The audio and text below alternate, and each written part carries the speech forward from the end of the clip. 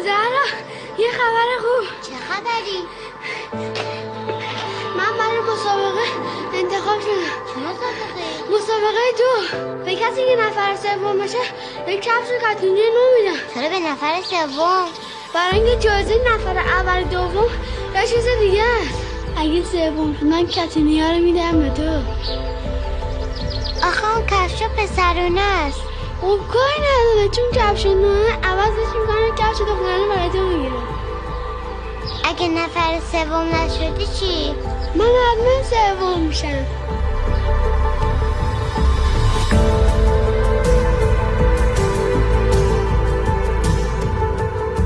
ماشاءالله آفرین کاری کردی.